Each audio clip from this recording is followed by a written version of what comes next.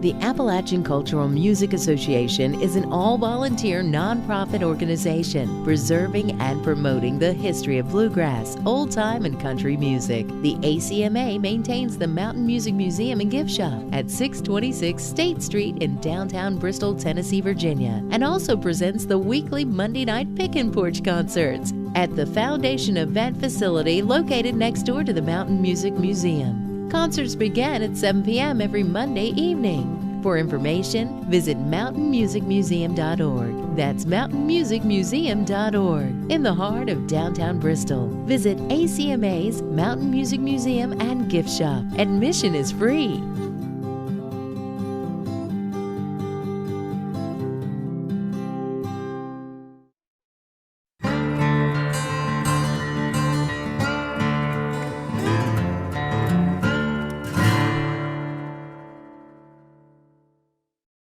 October 25th, 1995, I was working with Jack Tottle and Tim Stafford, and we started a scholarship at East Tennessee State University in Johnson City, Tennessee, in the name of Benny Sims.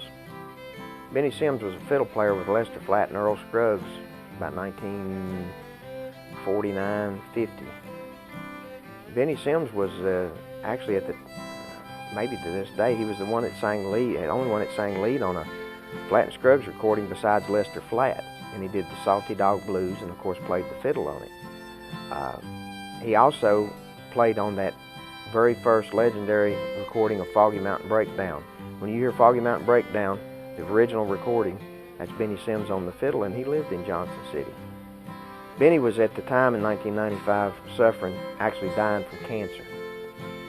And I called Benny, Tim Stafford, and Jack Tottle and I got together and said, let's do a fundraiser for Benny, which isn't uncommon for bluegrass and old-time people to pull together when someone's hurting to do fundraisers.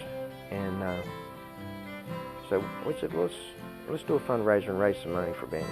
Well, Benny actually sold insurance for a living. That's what he did after he laid his fiddle down. He never laid his fiddle down completely, but when he stopped playing professionally, he ended up being an insurance agent. So when I called Benny, I said, Benny, we want to do a fundraiser at the Paramount Theater for you. Raise some money, we know you're sick. He said, I don't want to do that. He had a lot of good pride, not bad pride. But he said, and plus he didn't need the money. He said, I've got good insurance, I don't need the money, but I thank you for your thoughts. And I said, well, we want to do this. I said, Benny, you know, you got people that love you and want to do something special for you. I said, what if we play tribute to you and maybe start a scholarship in your name at ETSU? Now, he liked that. He said, now I could go for that. Because Benny knew even if he had pulled through that bout, you know, he was getting up in years, that this would be a good tribute, and he just absolutely loved this music. He said, yeah, I'll do that. So, October 25th, 1995, we had the Benny Sims tribute show at the Paramount Theater. And John Hartford came, Ralph Stanley came, and the Clinch Mountain Boys. Curly Seckler was there. Jim and Jesse came, and it was the last show that Bonnie Lou and Buster Moore did. Actually, that night, Bonnie Lou and Buster, they looked great. And of course, they did a show, long-running TV show in East Tennessee for Jim Walter Holmes back decades ago, and they were just, people just loved Bonnie Lou and Buster. Well, Buster actually died before Benny did later that year. Buster died in November. But anyway, we threw together a band called the Bristol All-Stars. I got to perform on stage with a lot of my friends. Just a great night. We launched that Benny Sims Scholarship at East Tennessee State University that night. Benny Sims played the fiddle. He came in on a wheelchair. I've seen music medicine work a lot of times, and that night it worked too. He walked out of the place 3.5 hours later. He got to fiddle with his grandchildren. He had granddaughters there that were learning to play the fiddle, but the music medicine healed Benny for a few hours. He came in a wheelchair and walked out of the place with a little spring in his step that night. Benny did pass away on the 23rd of December in 1995, but that was the launching of the Benny Sims Scholarship at East Tennessee State University. So over the years, the Benny Sims Scholarship has been, it's our oldest scholarship, and it also has grown significantly. The endowment is continually growing through the efforts of the many groups who help with the fundraising performances and private donors who donate into that scholarship. It's really great for our students to have a scholarship in the name of Benny Sims, who, he's an area fiddle player, played with Flatt and Scruggs, was so influential in those early recordings. And for our students to be able to have a scholarship that's associated with a musician of such caliber, it's really, really strong. The next year we were going to continue that, and we were going to honor Leon Kiser.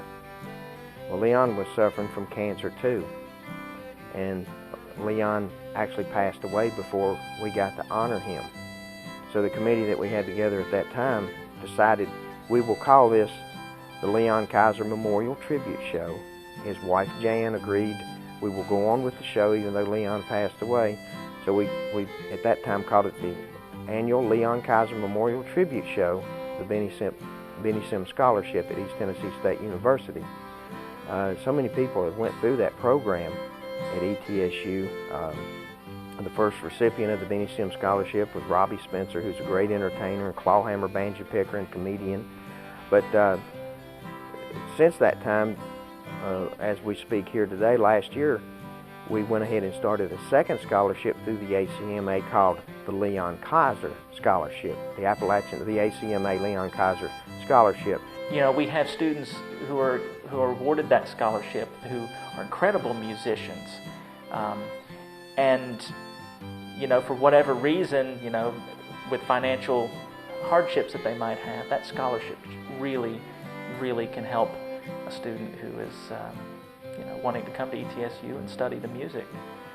I think it's a great relationship that we have with the ACMA and the Kiser family for sure. It's fully endowed, and now each year students reap the benefits from the ACMA funding those two scholarships, the Benny Sims Scholarship and the Leon Kiser Scholarship at ETSU. And that's just one of the many things that we do through our volunteer organization to keep this music alive and well and perpetuating it on to future generations. Remember, every Monday night from 7 to 9 at 620 State Street in Bristol, Tennessee at the Foundation Event Facility. Admission is free. We do ask for donations. Listen to this. Flatt and Scruggs, Roy Acuff, the Carter family, Jimmy Rogers, the Stoneman family, the Stanley Brothers. See the history of these country and bluegrass artists and much more at the ACMA's Mountain Music Museum in the heart of downtown Bristol on the Tennessee side of State Street, country music's birthplace. Experience it at the ACMA's Mountain Music Museum. For information, visit our website at mountainmusicmuseum.org. That's mountainmusicmuseum.org in the heart of downtown Bristol. Visit the ACMA's Mountain Music Museum and Gift Shop. Admission is free.